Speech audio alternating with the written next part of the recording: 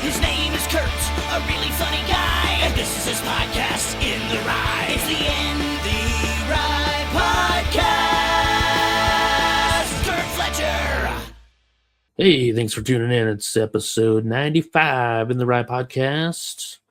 Guest today is going to be Drake Nelson. Had an awesome chat with him. We talked about the first time I met him was last month. We did some shrooms, me and him and some other comics.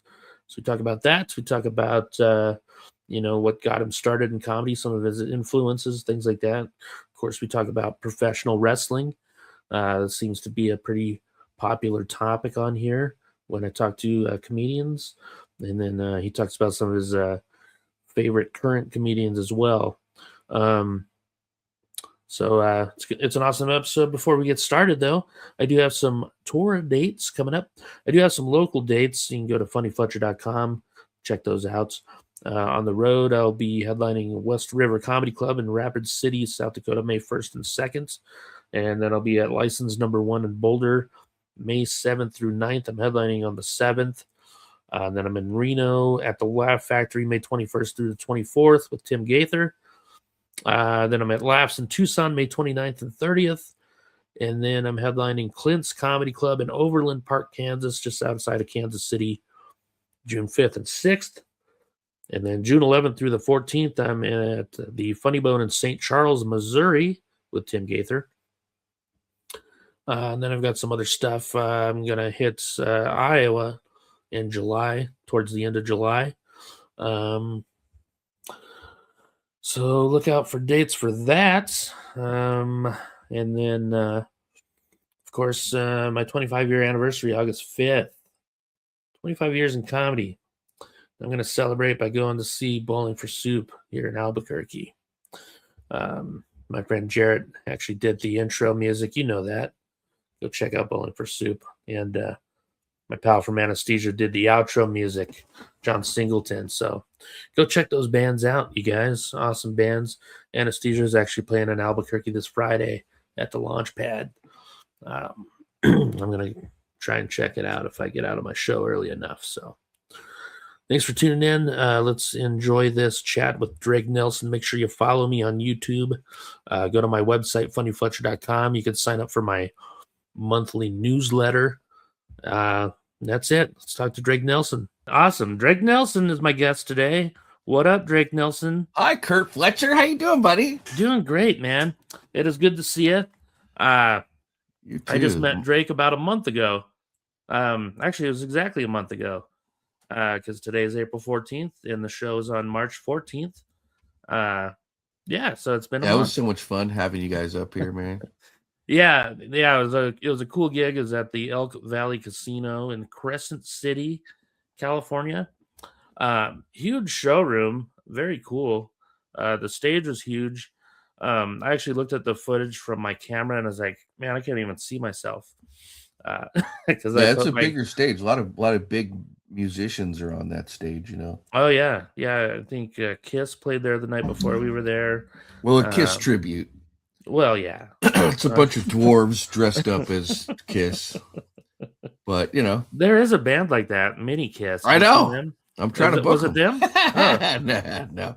No, we had, but you know, what's funny is we did have a Kiss tribute like 2 years ago. Nice. And I was on the road with Monica Nevi. You know Monica Nevi up there in Seattle? From Seattle. She's fantastic. I was opening for her, and I wasn't there for the Kiss tribute show, and I guess it was awful. It was so bad. Yeah, so I'm getting all these texts, you know, and they're like, "Who booked this shit?" And I'm like, "Oh no!" They're looking at me. Oh, that sucks, man. Yeah. Dang. Yeah, I think you were saying the Leonard Skinner one wasn't very good either, right? From what I'm told, you know, but I don't want to bury anybody on the pod, but you know, like they're not listening. That's probably true. I don't have like a good ear for music, you know. Mm-hmm. So to me, it sounded fine, but then people were being like, "What the fuck are these guys playing?" You know, they weren't. And I'm not like a huge Leonard Skinner fan. They're like, they don't sound like them. Oh, yeah. Yeah, and they had some like technical issues going on. Like they brought some like kind of cheaper equipment that our sound guys were like having trouble playing with, like their in-ear monitors and stuff like that. So yeah, it just wasn't a great show. I won't say the name of the tribute band, but they were doing a tribute to Leonard Skinner. And I think they need a little work, so. Well, maybe they'll get in a plane crash. That'll save their career. You're like, oh my God, what are the odds? Oh, cheering. That's what I love about talking to comedians is we can laugh about a fucking potentially tragic event like that. Yeah, it's just a fake one. It's not really gonna happen. No. And then when it does, they just delete this episode. Right, exactly. Like, what happened to that one episode? I actually I've killed a few people accidentally. Do you remember? The guy who played Punky Brewster's dad. I know the guy, but I don't. Yeah, I think his name's like George Gaines or something like that. He was on the Police Academy movies. Is that the same guy? Yeah, I think so. Right. So I was thinking about him one day, and I was like, "Man, is he still alive?" And I looked him up. I was like, "Holy shit, he is!" So I just posted on Facebook. I was like, "Holy shit, Punky Brewster's dad is still alive." Then less than a week later, he died, and I was like, "Oh shit!" Wow. So the same thing happened. Me and Tim Gaither were working in Little Rock.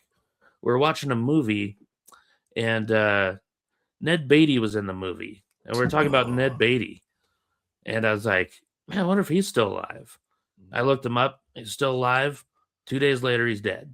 Gone. Wow. And then I did it again to Wilford Brimley. Wow. Yeah, so I'm not allowed to Google old white guys anymore. Yeah. Wilford Brimley and the dad from Punky Brewster were old in the 80s. Oh, yeah. So can you imagine like going through the next 40 years, just everybody thinking you're still old? Right? Wilford Brimley wasn't even that old. He just looked super old. I guess like when he did Cocoon, he was like 42 or something like that. He was younger than us. Yeah, that generation, they just looked harder and older. Like, I'm 46 and I look great, don't I? I know. Yeah, I'm 46 also. We look like twins pretty much. Yeah, pretty much. Yeah. Like I dye my hair gray, or I would look like you're... I dye mine orange. Oh, so yeah, you're staying pretty busy, man. I saw your road schedule coming up. Yeah, mostly local stuff here in April. I just worked with Tom Rhodes. Oh, fuck yeah. How'd he do? Oh, man, I know he did fine, but like, where was that at again? Albuquerque. Yeah, fucking crushed it. He was fun to watch. I love Tom, dude. Yeah, he said he loves you too. I told him you said hi, and he said, "Oh, I love that dude." So yeah, he's awesome, man. He's one of these guys that, like, I don't know if he's on steroids or something, but like, he's super jacked. I guess he just does yoga. Yeah, he said he does hot yoga. Yeah, he took his shirt off. I don't know. I can't remember the context of why he took his shirt off in my presence. Mm-hmm. No, you know what it was? He posted a picture on stage the night before he did my show. He was working for this local guy up in Eureka named Pete Nelson, and for some reason he just took his shirt off on stage, and he's fucking jacked. Is he? At like 50 something years old? Yeah. Okay. I was like, man, I gotta get whatever. I gotta start doing hot yoga now. I did it one time, and it was the worst day of my life. Really? Oh yeah. I heard it yoga. Can be pretty rough. Yeah. It's yoga mixed with like 100-degree heat, and that's not. Oh yeah. That's not good for me at all. No, me neither. Yeah. So yeah, maybe regular yoga with an air conditioner.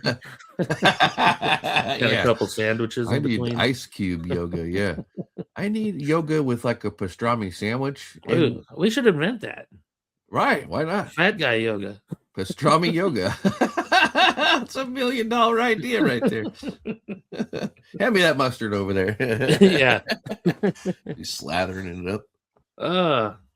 My hamstrings. Yeah, but I just loved having you guys up here, man. I've known Tim a long time. Yeah. And I've been given the headliners first dibs on who they want to bring up. Nice. So he was like, yeah, I'm going to bring up 2 guys. I was like, oh, great. That way I don't have to fucking work, because I work in this small town, and they all know my shit. They all know my material. So, we have a lot of older folks, and like they get tired of hearing the same jokes about my dick and stuff, So I love seeing their faces when I'm about to go down that road. They're just like, no, don't do it, Drake. And I do it anyway, But yeah, I just loved having you guys up, because I like showing this area to people that like aren't from here. Yeah. And yeah, man, it's I'd never been there. I'd never been to Northern California at all. So oh, really? Yeah, that was really nice. Nice. Yeah, just a beautiful area, seeing the ocean, seeing the redwoods, just all that stuff was cool. Yeah, it was fun, man. Yeah. The show was like secondary. Yeah, I don't even remember the show that well, but I do remember, I actually remember being thrown off a little bit because I was on stage and I looked up and I saw those AI things you did of Tim. Yeah. And because I didn't notice them at first, and they were still playing. So when I saw one of them, because I was trying to look for the clock to see how I was doing on time, and I saw that, and I was like, oh shit, and it threw me off a little bit, and I was like, oh yeah, shit, where was I in my act, Yeah. But I figured it out. I just did one for Daniel Eachus. You know Daniel Eachus? I know who he is. I've never met him. He was up there. He does this, like, I wouldn't say gimmick, but he wears these like little beanie hats, So I did kind of the same thing, but I've been messing with like the transitions in between the AI scene and stuff, and he really liked it. And then I try and at least incorporate one shot of the comedian riding on the back of an elk, Yeah. Because we're at Elk Valley, and but yeah, he really liked it. So I'm having fun with it, since like the bosses love comedy, and they like me. They kind of let me get away with murder as far as like the show is concerned. So I'll screw around, and when it's my buddies like Tim, there was some of those pictures where I was trying to make him like look like kind of gay in some of them. Oh yeah. But not too gay, not overtly gay, but just so I could be like, what do you think of that one, Tim? Like maybe his dick looks all small and stuff. Yeah. I like to try and emasculate my friends in public. Yeah. Really humiliate them, you know what I mean? But yeah, man. No, those are funny, man. Yeah, it's fun doing shrooms with you guys too. Because I'd only done shrooms like once or twice before, like I'd only once or twice times. Yeah. Yeah, so it was cool. Well, let's set that up, because that was a great experience, man. Yeah, that was one of the best days of my life. Seriously. Oh, awesome. Yeah. I had such a good time. I felt bad for Tim at first because he was going through some shit. Oh yeah.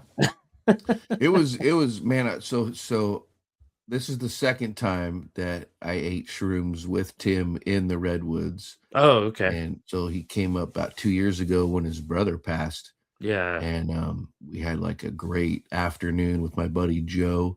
Joe was like a local guy here to Crescent City, so he was like our babysitter that day. Okay. So could take us around and show us like where to go and stuff. So it was cool. We had a great time, just Tim and I. And he was I don't know if he wants me saying it, but I think it's pretty cool, man. He had some of his brother's ashes, and I was spreading it in the Redwoods that trip. So a couple years later, he comes back up with you guys, and so I think, was it your buddy who got the mushrooms? Yeah, he sent them to.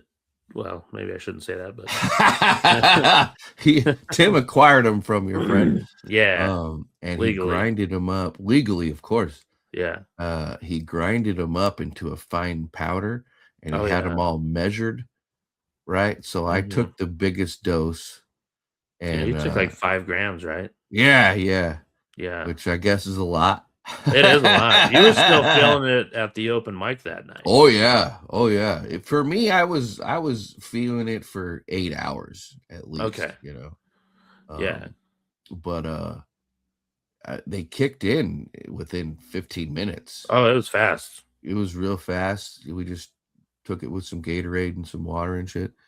And it started off wild because we were trying. I was trying to give you guys a little semi tour on the way to the Redwoods, and then we stop at that.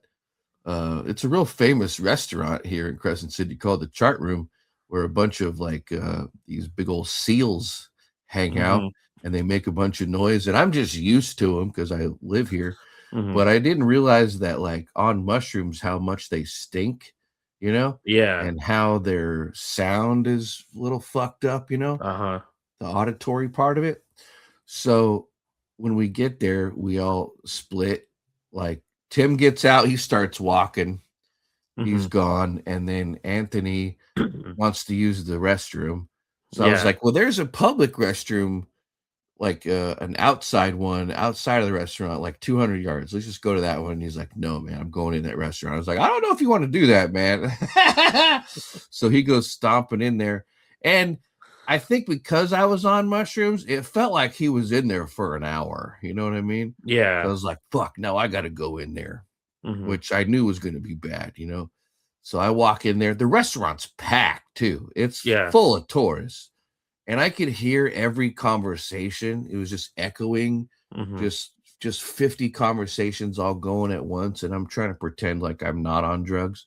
So I walk up to the bathroom and I see a guy waiting outside of it. And he knows Anthony's in there. So I walk up to him and I'm like, can you believe there's a guy taking his shit in there? All fucking loud, And the guy's looking at me like, I know, it's kind of weird, right? So I knock on the door. Hey, buddy, get out of there. Right. And then I just leave. And I'm like a big guy, got that tie-dye shirt on, So everybody sees this big 350-pound dude walk in there all loud and fucking bang on the bathroom door. And then I just walk out. And then I want to say it felt like another 45 minutes before Anthony even left this place. And that was before we even get to the Redwoods. You know what I mean? Oh, yeah. But yeah, that was such a fun experience, man. Yeah, I stayed in the car that whole time because I wasn't sure how long we were going to be there. Oh, yeah. And I didn't feel like walking at all. So I was just watching the seals.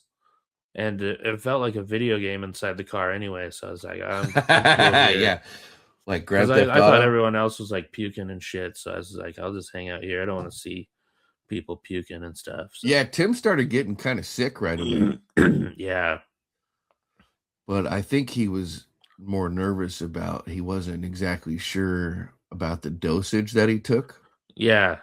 So he was like, oh no, I'm going to be frying balls for too long. Yeah, and I fasted before we did it. You did? Yeah. Wow. So I felt all right. I didn't feel pukey or anything like that. Yeah. So my stomach did hurt later on though. And thank God I had that bag of Funyuns. Oh yeah, you were at the go. You were ready. Anytime we looked at you, you were like, "Did you want some Funyuns? Because I got them. If we get stuck out here." Yeah, I got this one bag of Funyuns to go around. Oh, so funny, dude. But yeah, it's a really I'm an atheist, but it's a real almost spiritual experience to be in those trees, because I could just feel them looking and talking to me. You know what I mean? There's so much energy around, and those trees are a trip anyway. Because yeah, there was one tree I couldn't tell if it was real or not. I was just I kept touching it. I was like, it feels real. Right. This is the perfect tree for fucking being on shrooms. Right. No fucking clue if it's real or not. Yeah. I get this warm, welcoming energy when I'm in the trees. Yeah. And it's almost and when you're on mushrooms in the trees, it's like the trees just part for you, and they just welcome you in. It's crazy, and then there's not a lot of animals and stuff out there. It's something about the energy that the trees put off that they're not. You think it would be thriving with life, right? Birds and lizards, but something about the energy of the trees, there's not a lot of, shit living in them. You know what I mean? Yeah, I didn't. The only thing we heard was like a bug flying around. Right, but it would be so loud. It was super loud. Any noise that you did hear was like amplified.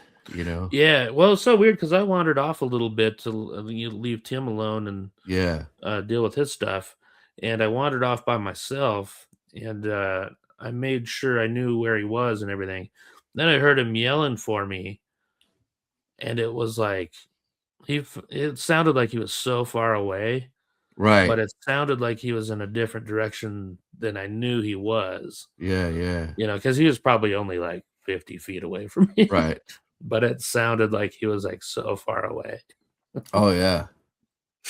And then I just like walked a few feet and I was like, there he is. There he is. Yeah. It was weird when we got to that trail.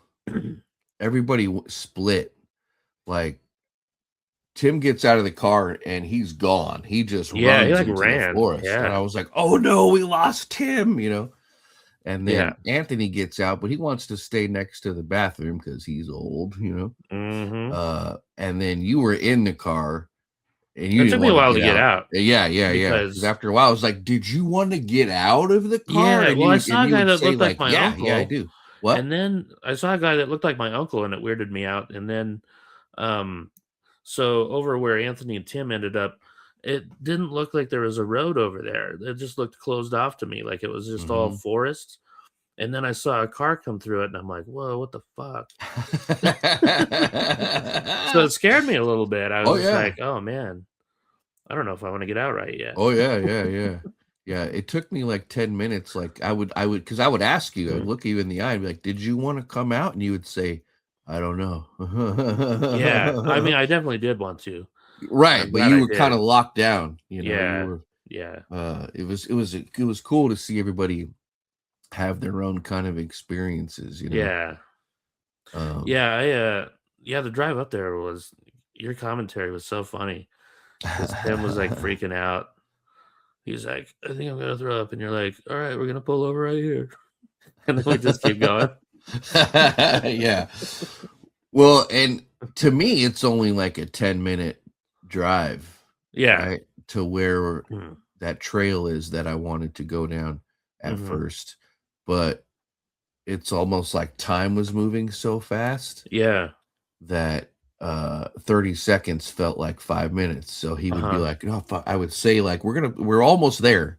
And then within 30 seconds, he's already kind of freaking out again. Yeah. Pull over. Yeah. There's nowhere to pull over. No. Exactly. So, hey, when you closed your eyes, or did you close your eyes at all while we were driving through there? Like, did you see different colors and stuff? Oh, yeah. What colors did you see? I'm curious. Well, it's weird. So I have this thing. I have ADHD, and ever since I was a kid, I see like just motion when I close my eyes, or if the lights are really dark, and I forget what that's called. But I want to say it's like a brain thing, right? And it's just patterns. If I can even kind of see, it's not pure black right now. Even I'm closing my eyes, you know what I mean? I see designs and patterns and shit. Okay. It's almost like binary code. Yeah. Like from the Matrix and shit. So a lot of it was just that stuff accentudated. Okay. Do you remember the colors you saw though?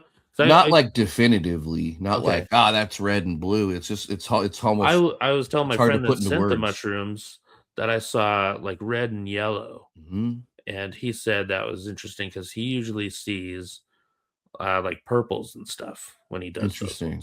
Yeah, and he didn't want to tell us because he didn't want to. He wanted to know like what kind of colors I saw. Yeah, without him like telling me what colors he saw. Yeah, to me everything was just amplified. So yeah. Yeah, it was funny because like I wanted to close my eyes to keep seeing that, but like we were in the Redwood Forest, so I didn't want to like miss out on that either. Right. So it was funny because like, okay, I'm looking at the forest, now I'm looking at whatever the fuck's going on in here. Right. And then we have 4 veteran comedians in the car, plus Jen, right? My beautiful girlfriend Jen. Yeah, she's awesome. Yeah, she's amazing, man. But the 4 of us have been, we all think in punchlines and bits and setups. So it was interesting, like every time I've never felt so giggly in my life. Yeah.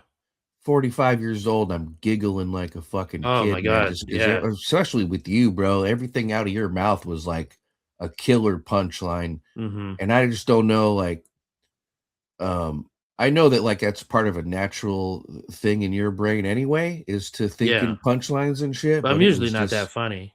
Man, you were killing me, bro. It was just like you would take anything that was said and just take it and slam dunk it into a joke. Yeah. And it would murder. It was, you were just like riding this wave, and I thought you were the funniest guy I've ever met in my life. And it wasn't too much, because when you're with somebody, and they just a lot of these comedians they can't turn it off. Yeah. I always feel like they got something going on, and they use comedy as like a as like a partner in their personality. Yeah. Like I heard Robin Williams was kind of like that. Like he just couldn't shut it off. Oh, really? He had it was like a side effect of his alcohol and drug abuse and shit. But it was so much fun to just like it was almost like a sparring match with the 4 of us to see who could make each other laugh. God, I laughed so hard that day. Day. Yeah. There's even a picture of us where we're all just, I don't think Anthony was in the photo, but you're in the photo. Me and Tim are in the back just laughing our asses off. Yeah, it was just like, it was so much fun, man. I almost want to like start a like Redwood tour company because of that trip. Yeah. You know what I mean? Like, oh, yeah. And I would tell people, you got to eat a bunch of mushrooms and come with me into the forest. Yeah. I know, it doesn't sound creepy at all, but it's funny. This one time where I wrote a few years ago, I met this girl on the internet, and I was trying to date her, and I took her on a first date into the Redwoods. Oh no. That's not the best place to take a first date, because it is and it isn't. Right, right. But she kept thinking that she kept making these little comments like, you hope you're not gonna murder me out here, Yeah.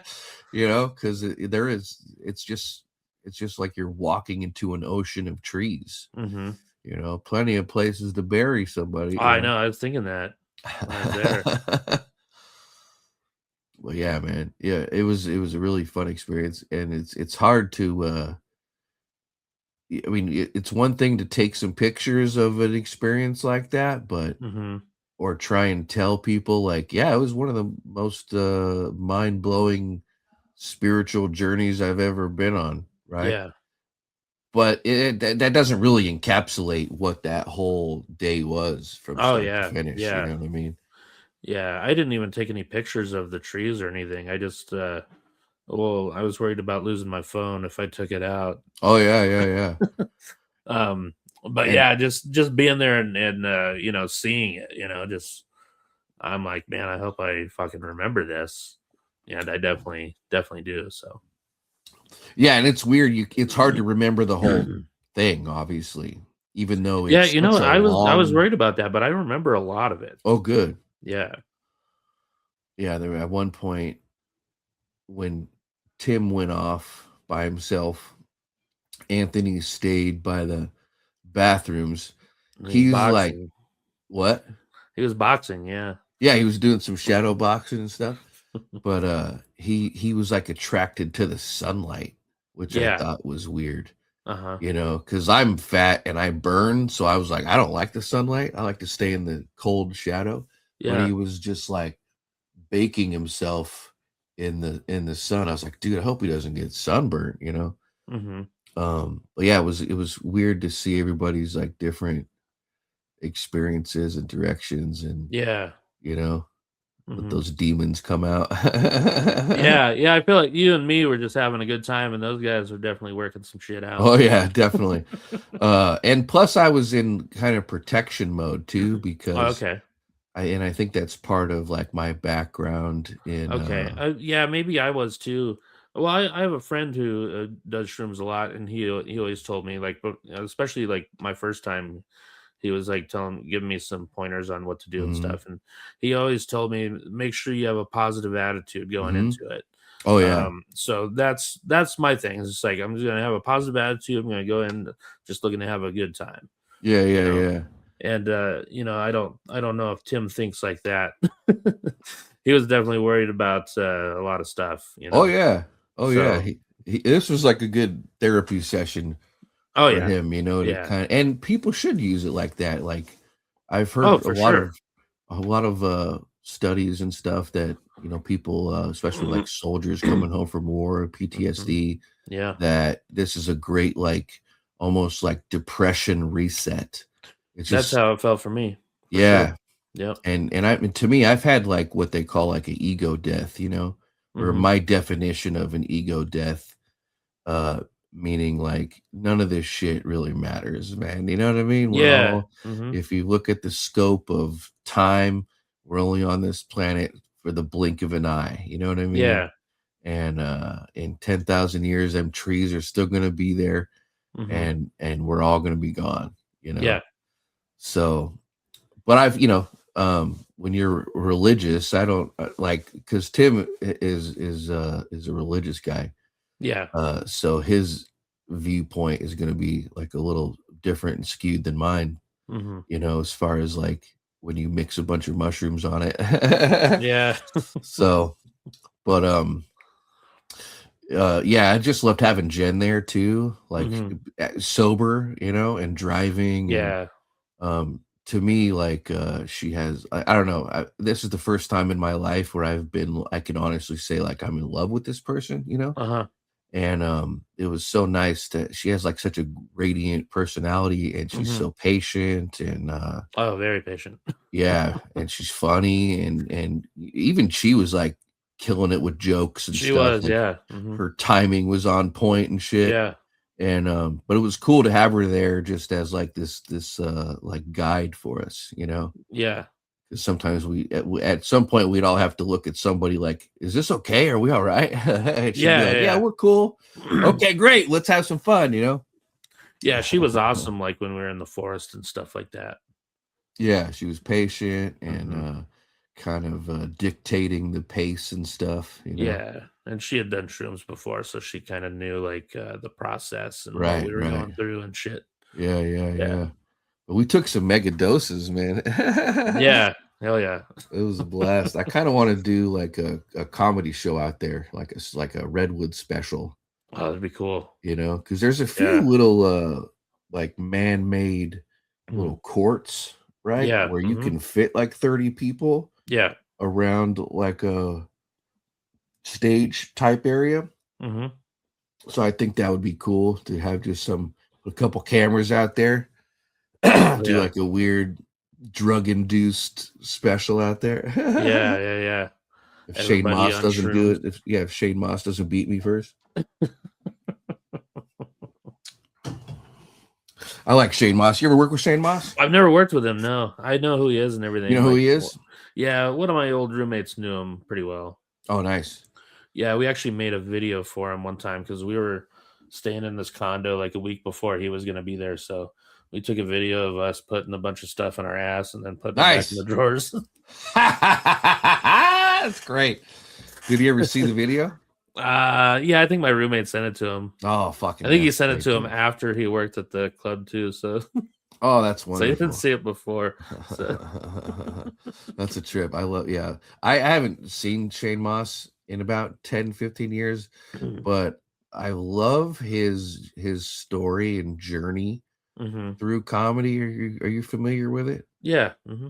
So I tell younger comics that are like, when they get maybe 2 years in and they feel like they're behind, or maybe they're not getting some success right away, like like Google Shane Moss's story, Yeah. you know, Mm-hmm. and I'll give it a brief synopsis for maybe somebody listening out there that doesn't really, and this I don't want to speak for Shane, but here's how I wrap up the surface of comedian Shane Moss.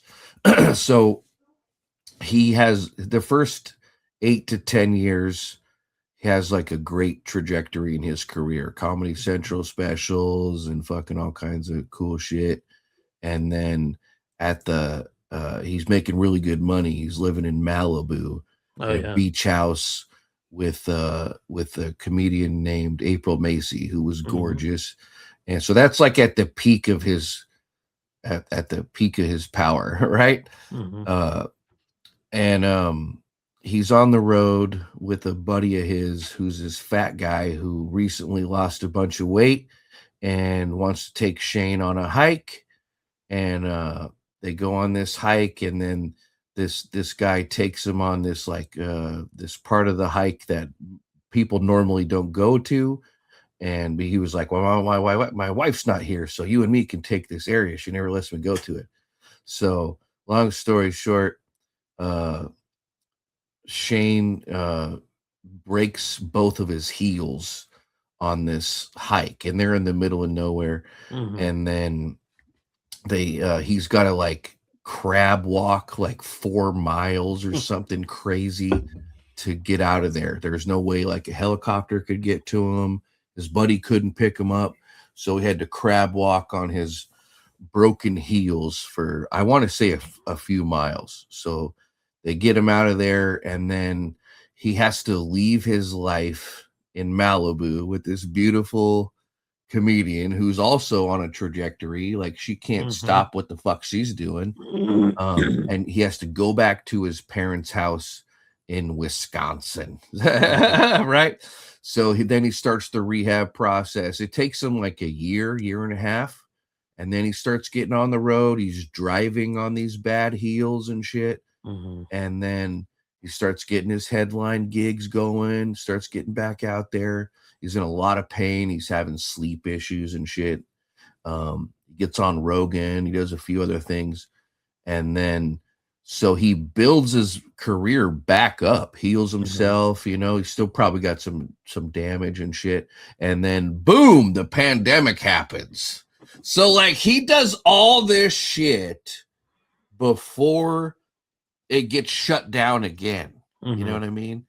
So that's like a shitty version that I've told for Shane, but I try and let like some of these younger comics, because we've all met these young people that are like, man, why can't I get in at the Improv, or why can't I get in to this Comedy Zone, or why can't I get a commercial, whatever. Like, there's no direct path that you're going to take. Like, everybody's on their own journey through comedy. And like, Shane Moss has one of the most inspiring, crazy stories in comedy. You just got to stick with it. Oh yeah. You know what I mean? For sure. Like, even Dane Cook, didn't blow up overnight. He had been doing it 20 plus years, Right. A lot of people think that he just kind of showed up and started kicking ass, but that's not the case. No. And plus, like, Dane Cook came out of Boston with like a bunch of killers from Boston. Bill Burr's from Boston, Louis C.K.'s from Boston, Lewis Black, like Lenny Clark. Lenny Clark, fucking my buddy Rick Even D'Elia. I mean, Boston from like 82 to like 94 was like where the crushers are. Yeah. These old school fucking Boston comics, they would just talk shit to you too. Yeah. But they would all murder. So he came out, and he was obviously like different than all those old school Boston guys too, with his mannerisms and his act outs and shit and his characters. And it took him a long time to hit. I heard like Patton Oswalt say that he didn't feel funny and comfortable until he was 20 years in. Oh yeah. Louis C.K., same thing. Louis C.K. didn't hit right away. He was terrible. I went and watched a bunch of his old clips from like Conan and stuff, and it was like open mic level shit. Right. But when you were in that area too, you started in New Mexico area, right? Yeah. Yeah. So I heard if people start in Boston or New York or Philadelphia, like you have the benefit of being able to get to shows a lot. So if you had like a good 10 minutes, like you can get work, Oh yeah. For the most part. Not on the West Coast. Fuck, man. Yeah, I heard Louis talking about when he was starting out and starting to get the spots in New York was like he would do 10 spots a night, $50 a spot. Right. And so he bought a motorcycle so he can get to the gigs easier and stuff. And then he crashed his motorcycle. And did he really? I don't remember that part. Yeah. My camera's all out of focus. Looks like that's awesome. Where did you start? Did you start in Reno? Yeah, I started in Reno, Nevada. Okay. I'm wondering why my camera's all fucking weird. But yeah, we won't worry about how ugly I look out of focus. But yeah, I started in Reno, Nevada. I started late. I started at 31. Oh, wow. And I don't know if I told you this, Curt, but I used to be in the wrestling business. Oh, yeah. Yeah, we talked about that. Yeah. So I started in wrestling when I was about 21. So from 21, 22 to 30, that was my life, was professional wrestling. Yeah, because if I remember right, you said you were going to school for like film production or something like that. Yeah, that was a little later because I took some classes but wasn't that serious about it. Yeah. But I destroyed my ankle at about 26. But I wanted to stay in the wrestling business, so that's why I went back to school to get some video production experience. Yeah. And I started producing wrestling while I was in college, and we had a wrestling show on the air in 3 states. Cool. While I was going to school. And now I say on the air, but really it was public access. You remember public access shows? Oh, but still, like Oregon, Nevada, California, we're all playing my shit. Oh, yeah. So I was getting some fans and stuff, and yeah, it was a lot of fun. I was on the road every week with these wrestlers. Wrestlers are like really entertaining people, Oh, for sure. Yeah, and they would. I know a lot of local wrestlers and stuff like that. A lot of comedians are involved in the scene too, which is cool. Yeah, and there were a lot of comedians are fans of wrestling. Oh, yeah. Dan Soder is a big wrestling guy. And, yeah, I feel like a lot of my episodes that I talk to comedians we talk about professional wrestling. Oh, nice. Well, a lot of similarities between comedy and wrestling too. A lot of steroids. That's right. I want to say that like steroids for comedians are things like drugs and alcohol, Yeah. I feel like we can get pretty creative if we're smoking pot or something. Or doing mushrooms or whatever. Yeah. That's like our steroids. This is really annoying me that I have this that it's let's see. I don't think it's all right. I gotta just not worry about it. The fact that I'm out of focus now. It'll be fine. 25 people will watch it. Oh, good. Oh, here we go. I fixed it. All right, perfect. There's probably one guy jerking off to this. It's like, I better get in focus. Come on. He's like edging himself. It can't be a lady. It's got to be some pervert dude. Oh yeah, ladies don't watch this. Well, it's 11 a.m. Time to flick the bean to the Curt Fletcher podcast. Good times. Oh yeah. Yeah. That's where I started, Reno. Okay. So you had it was Catch a Rising Star back then, right? Yeah. Did you ever work Catch? No, I never did. I remember talking to one of the bookers. His name Christian? Well, Christian, back in the day. Yeah. I never met Christian. I heard he was an interesting character, but I never got to meet Christian. But yeah, Dave Mencarelli, who passed away about a year ago, was my buddy and was the manager at Catch Rising Star, and he was having like a feud with the owner, and he didn't want to do it anymore, so he got me the manager gig at Catch. So what was cool is within a year I got that job, which was cool.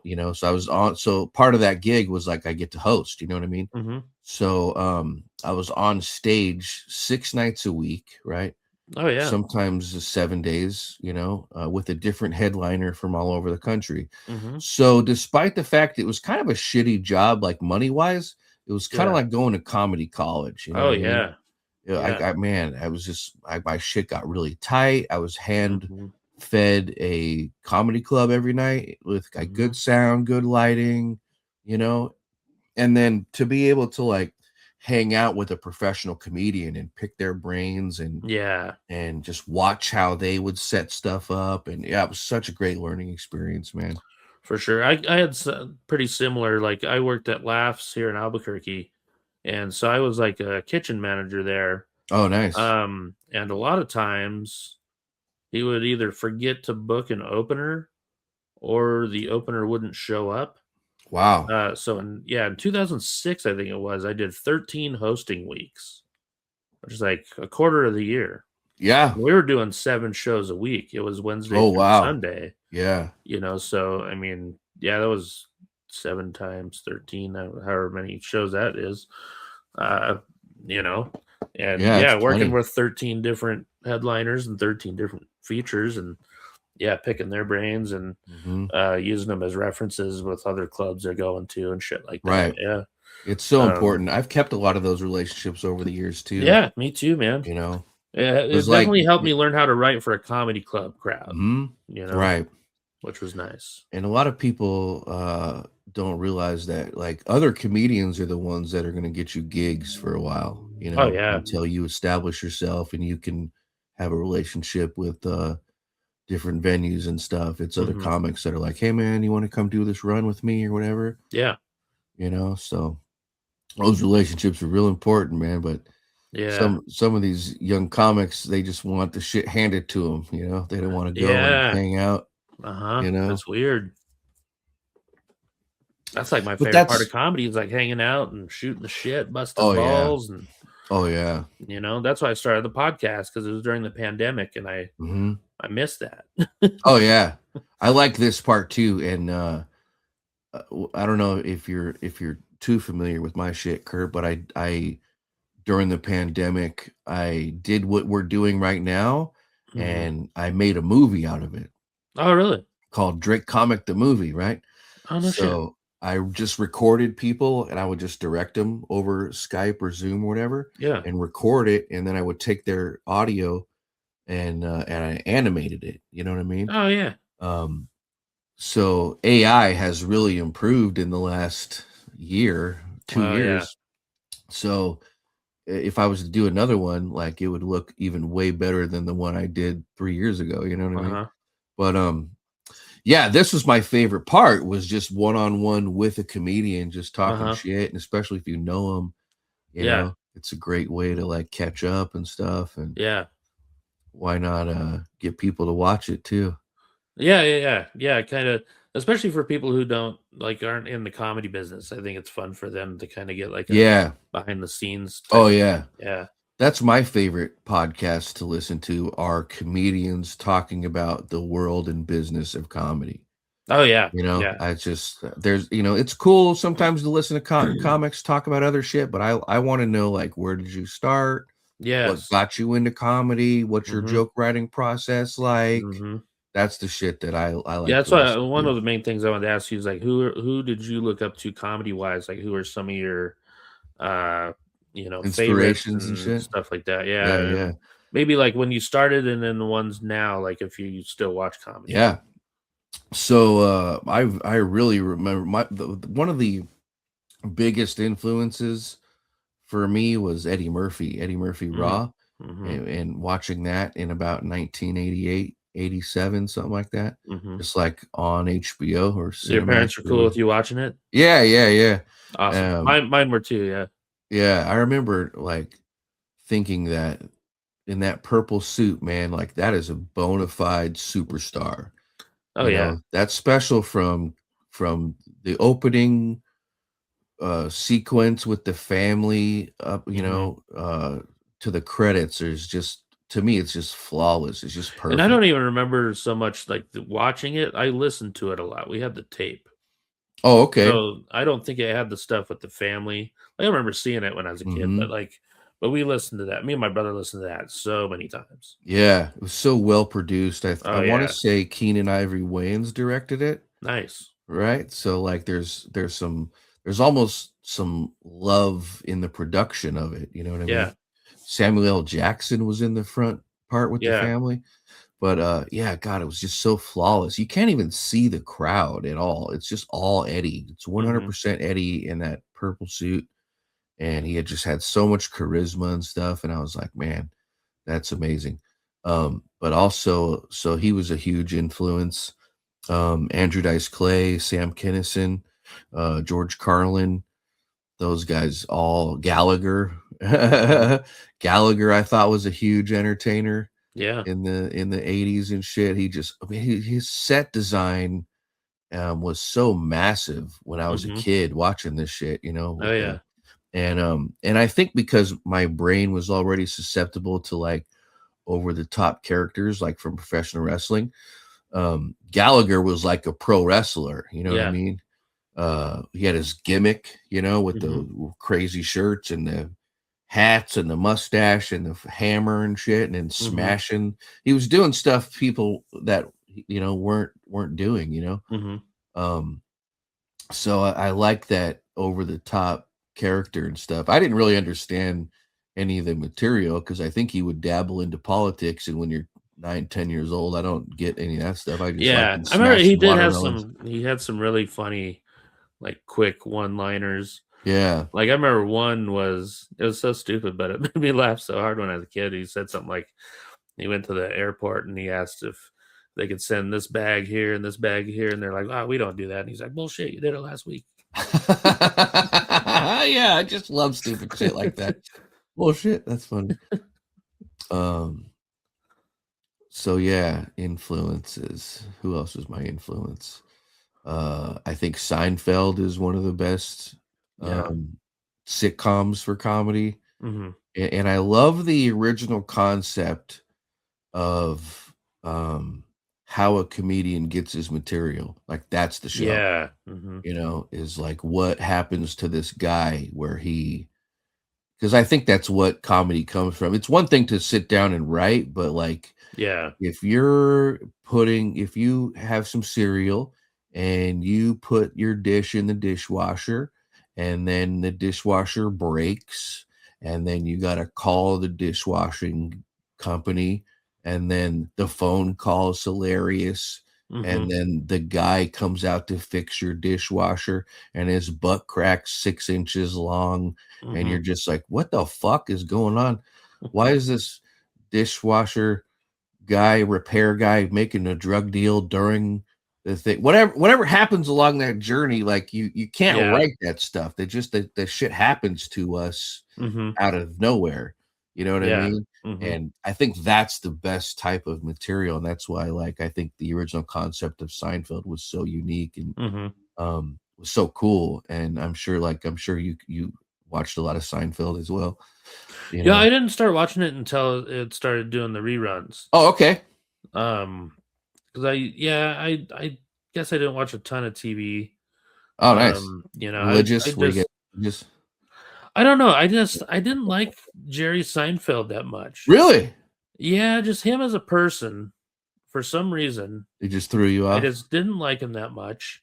I like the other characters fine, especially Kramer because he's racist.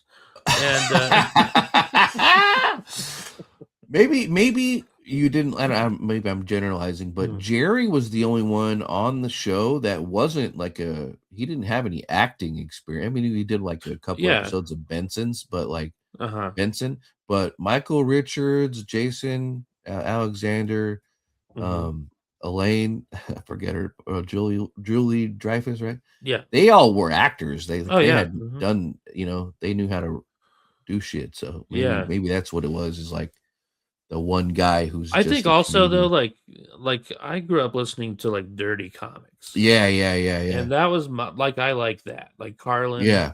Oh yeah. The only one that wasn't dirty that I really liked was Stephen Wright.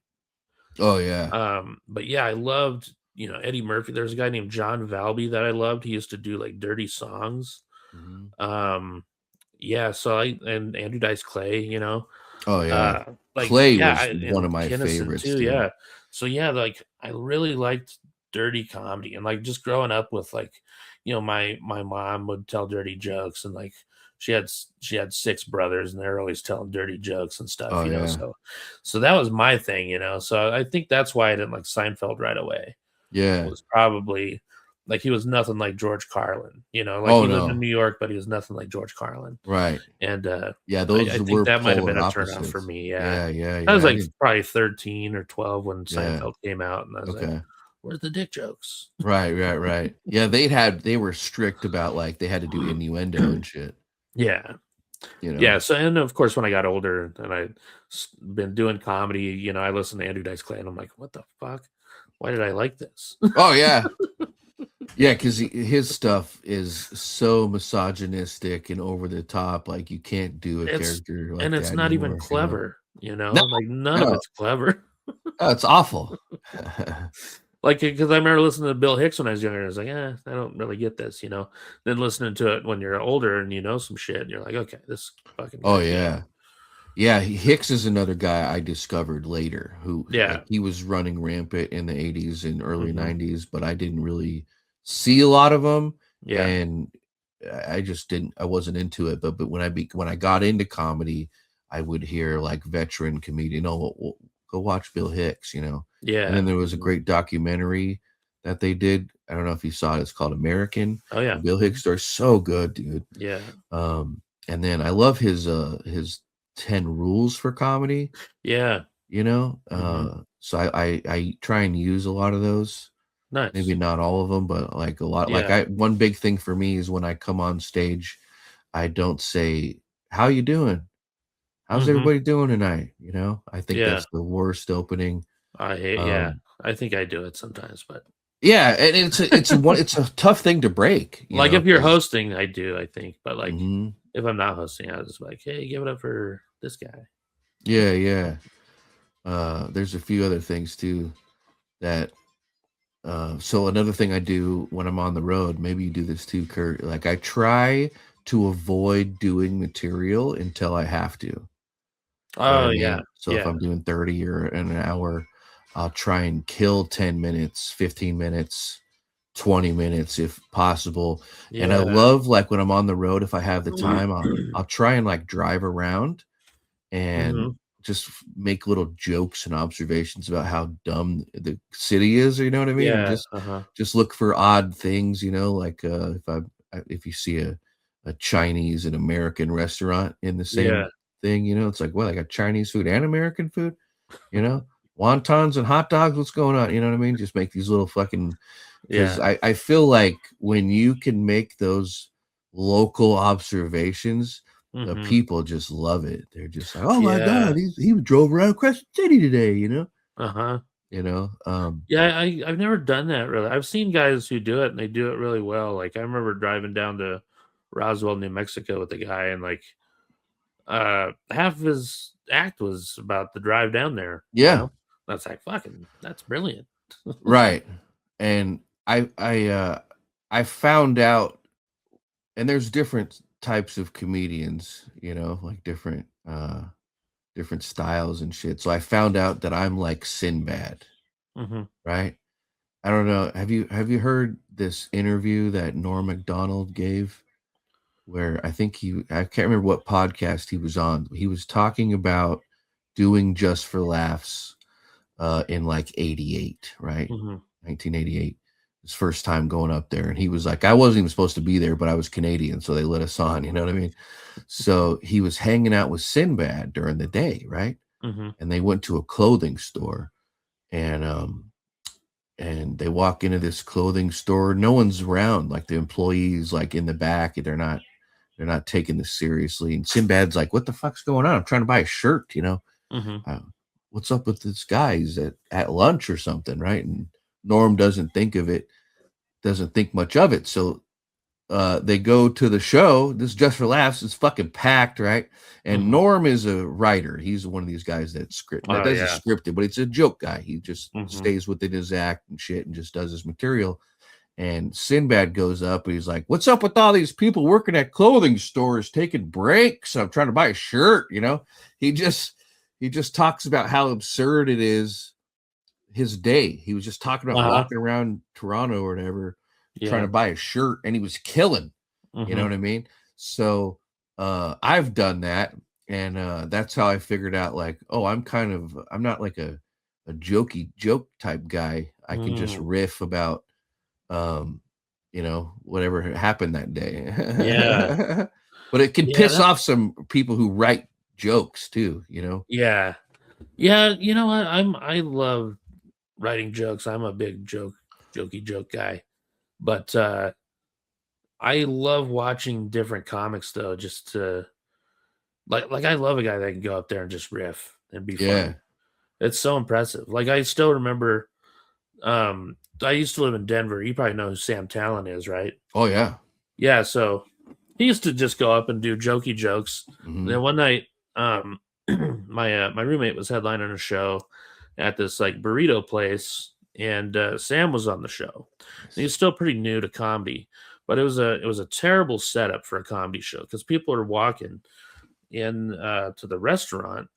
So you're basically performing for people who are in the line and then going to sit down and eat their burritos. Right. And Sam, I love it. Sam did 25 minutes, just all improvised, just fucking all crowd work.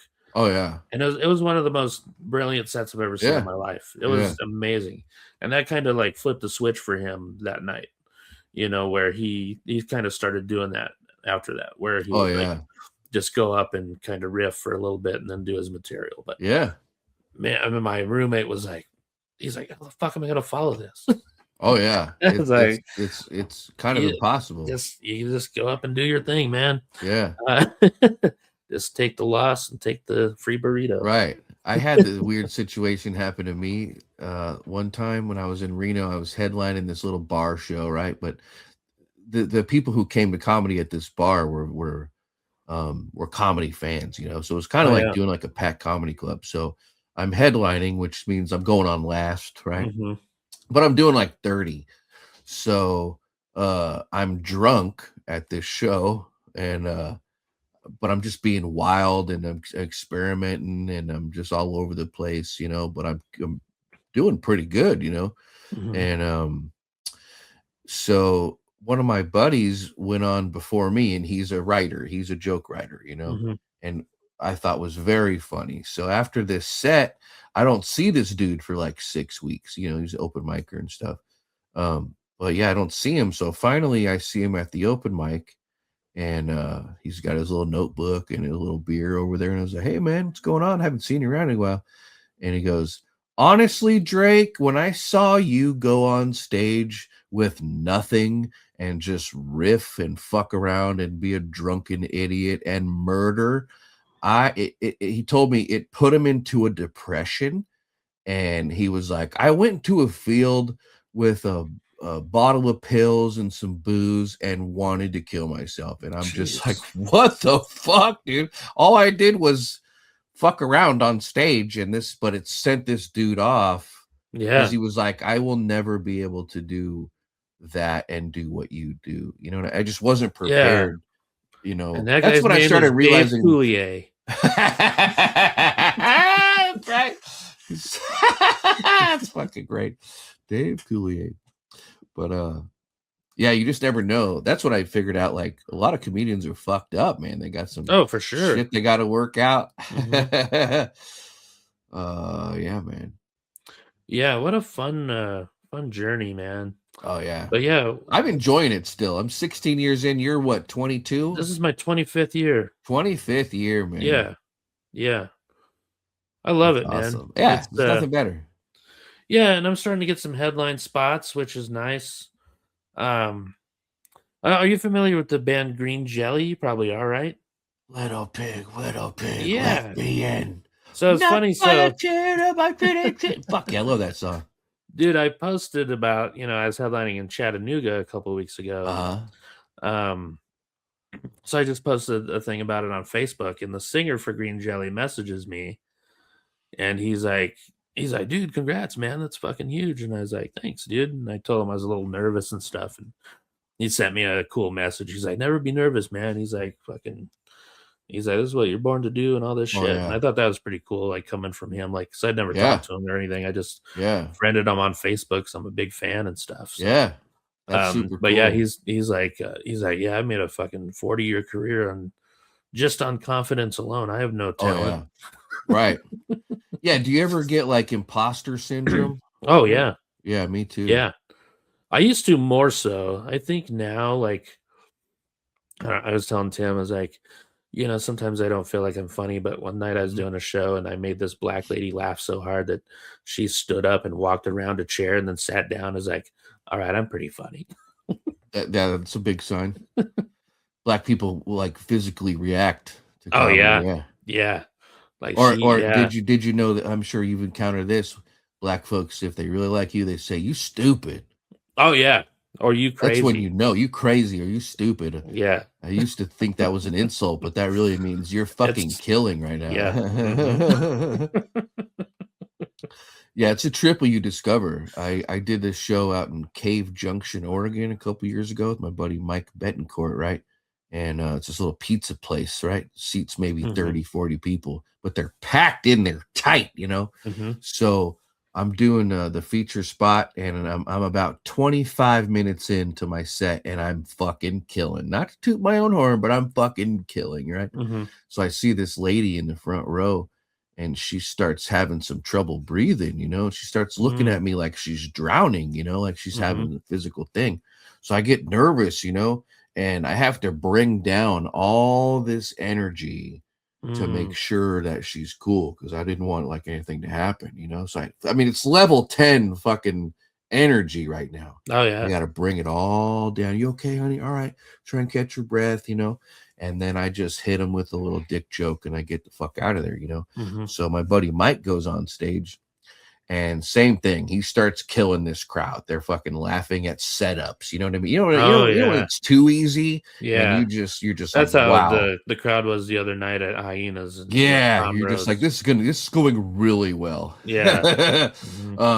So he's killing. He's 10, 15 minutes in. This lady starts having trouble again, So he does the opposite of me. He goes, I don't care if you die, lady. I'm going to be the king of Cave Junction. Yeah. He was like, I'm going to get so much press if you die. Oh, the crowd fucking lost it, dude. Fucking lost it, man. Hell yeah. The dogs are crazy. All right. We already hit an hour. I do want to ask you though, who are some of your like current favorites? Do you still watch comedy? Yeah, sometimes, Okay. but the more I progress, I'm starting to have a newfound respect for jokes, right? Yeah. Other than the entertainment part. So, I really like Mark Norman right now. Yeah. I like Dimitri Martin. Just those little quick little things. I like Anthony Jeselnik. His stuff can get kind of dark, but I like. Yeah. I just like the jokes. I like little 30-second, 1 minute bits. You know what I mean? And I think that's how most of my set is. Really quick stuff. Yeah. Yeah. I think it's great because you don't have to have a set order in your set. You know what I mean? You can bounce around. Yeah. I like Adam Hunter. You know Adam Hunter? Yeah, I know Adam. I love his little one-liners. You know what I mean? Like, I wish I could write like that, even though like I know I can go up and bullshit with confidence and fucking eye contact and using the stage and whatever. But I would rather be able to have 100 jokes that I can dip in and out no matter what. You know what I mean? Yeah. I like Ian Bagg. I like his ability to riff and do crowd work and shit. I think Russell Peters, is fucking fantastic. Oh god, there's another R.C. Smith. You know who R.C. Smith is? He was a warm-up guy on the East Coast for a long time, and I think his crowd work is also amazing. I'll write that name down. Yeah, R.C. Smith. He's just fantastic, man. And I just wish like I could think as quick as that. I like fucking Tommy Savit too, dude. Tommy Llama. You know the Tommy Llama? Yeah. Oh, that guy in years. Yeah, I got him coming up to Crescent City in June, I think. He's Nice. coming with this gal from LA named Michelle Malazaki. But the Tommy Llama I just love too, because he does a character, and I've seen him tweak it over the last 10 years, and now his shit's so dialed in. Yeah, you know, and it's like all his stuff is real quick, and I laugh the hardest at Tommy Savitt. Yeah. So good, man. So yeah, the more I'm progressing, I have a real I'm starting to really like jokes. I like Felipe Esparza. He's really good. I like his style. Was on the road a little bit with Willie Barcena.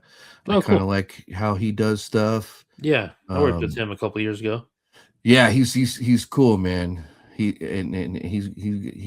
one of these guys that I think should be more famous than he is. Yeah. You know, but I can also I understand why he's not, because of the behavior and mistakes that he's kind of made, and I can relate to a guy like Willie because I came from the wrestling business. So when I have a problem with people, like I have no problem fighting people. You know what I mean? Like I'm not the toughest guy in the world, but in the wrestling business, that's just how you handle shit. Hey man, can I talk to you for a second? Let's one step outside, man. It's just I got a little bit of that caveman in me. Yeah. And Willie's the same way. You know, Adam Hunter's another guy like that will fight you if you got a fucking problem. You know what I mean? So I can kind of relate to a lot of guys like that. Yeah. I think Tim's like that too. Yeah. Tim, like, dude, I haven't seen him get physically into it with anybody, but I know enough about leverage and wrestling, like Greco-Roman fucking wrestling, that I would not want to fuck with Tim Gaither at all. Yeah. He's such a sweetheart. But when we were fucking around on mushrooms, I wanted to feel like what it's like to tussle with somebody like that. And I outweighed Tim by 200 pounds. Yeah. But like he'd have you on the ground pretty quick. Oh yeah. So yeah, I've always respected like how good of, and he looks like I think I was making a joke that like he looks like he could be teaching like a firefighting class, you know, like how to like pick people up and shit. Like if he was an instructor, if it was your first day in firefighting training and Tim Gaither walked out, you'd be like, all right, that's the guy. That's that's the teacher. For sure. Yeah, but I love that dude. Yeah, he's the best. Yeah. Well, hell yeah, Drake. All right, we're at an hour and 10. Oh yeah. We can go another 2 hours if you want, bro. We could, but I got shit to do.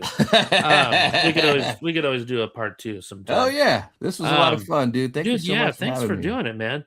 I actually woke up early just so I could do this. Oh hell yeah. Yeah, which is I'm going right back to bed. Are you? Maybe I'm lazy.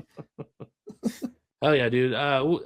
Where do you have like a website people can look up your stuff? I don't have a website currently, but best place to follow my shit is go to Drake Comedian on Instagram, Drake Nelson Comedy on the YouTube, and if you're old and still have Facebook, then Drake Comedian on there, I think. What about DrakeComic the movie? Where can people find that? It's on YouTube. Okay. So it just to give you a quick little history on that. So it's my first. I have a background, like I said, I got a little IMBD history, you know, a little background in film production. So I did a movie with the help of AI. It's a full length feature film, you know, that I did from my house during the pandemic. So I held on to all this audio and footage, and because I was researching like animation and stuff, but animation's like really expensive. Yeah. So then AI started getting more popular. So I was like, fuck man, now this technology's caught up, so I can do it by myself, you know. So that's what I did. So it's got a beginning, a middle, and an end, and some credit sequences, and it says directed by Drake Nelson. So hell yeah. To me, that's a movie. Yeah, that's great, man. Yeah. I'll have to check it out. Yeah, I'll send it to you. Okay, sweet. Watch it when you're taking a shit. You know what I mean? Ooh, yeah. I take some pretty long ones, so. Yeah, you know, if you're taking an hour shit, then you can watch my movie. Nice, dude. yeah, I appreciate you having me, bro. This has been a lot for of sure. fun. This was a great time. Yeah. Thanks for having us up in Crescent City and everything. Oh yeah, that was such a fun trip, literally. And yeah, yeah, for sure. Hope to run into you again sometime soon. hell yeah. You can take me on the road with you, bro. That'll be fun. Hell yeah. Well, Yeah, you thanks take for care of having yourself, me. buddy. You too. All right. I'll probably put this episode out Wednesday. So, all right, cool. All right. Drake Nelson, everybody. Thanks for tuning in. See you, Drake. Bye.